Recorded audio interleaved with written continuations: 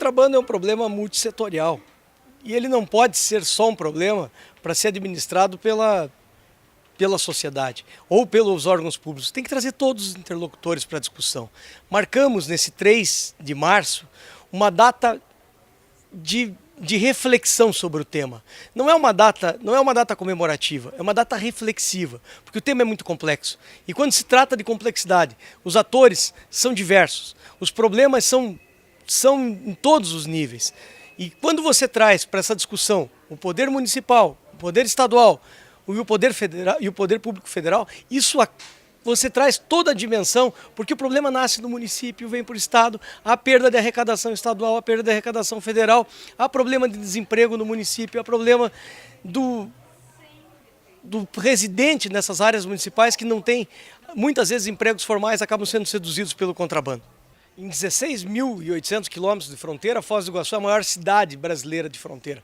E a recíproca também é verdadeira. Ciudad del Este é a maior cidade dos 10 países que fazem fronteira com o Brasil.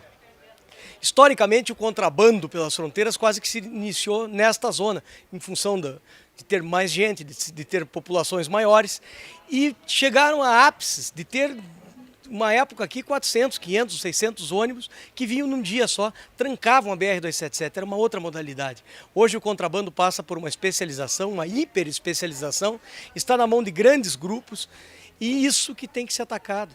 Porque a situação é que hoje, quem ganha com o contrabando? Só 2% das pessoas envolvidas. O resto das pessoas que estão diretamente envolvidas ganham um salário de fome, muitas vezes muito parecido com um trabalho escravo. Primeiro ponto do contrabando. Por que o contrabando existe? É por causa da lucratividade. Por que o contrabando gera lucro?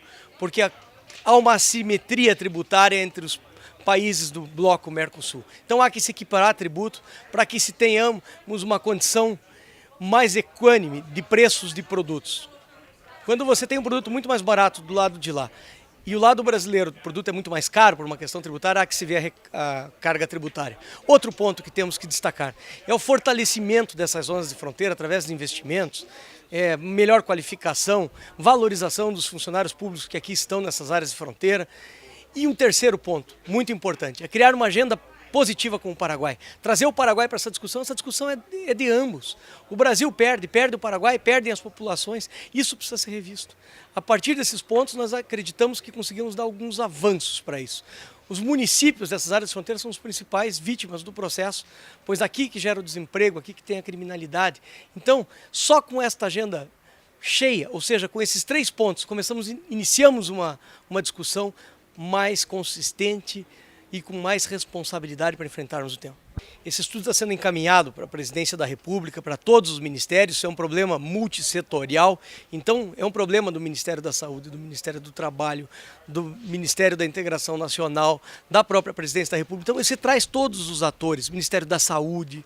Então é muito importante que o poder público esteja totalmente envolvido nesta discussão.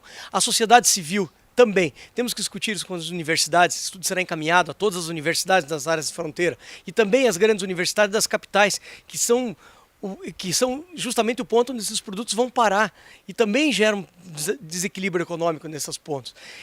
E a nossa ideia é fazer essa ampla divulgação e também derivar desse estudo, porque esse estudo, quando você traz um estudo como linha mestra, que tem lá rotas do contrabando, perdas do contrabando, trata de assuntos como corrupção, de perda de arrecadação, isso começa a derivar para muitos lados. E isso deve ser discutido com amplos atores e principalmente com as prefeituras municipais, é onde o produto passa pela fronteira e é onde o produto é vendido depois.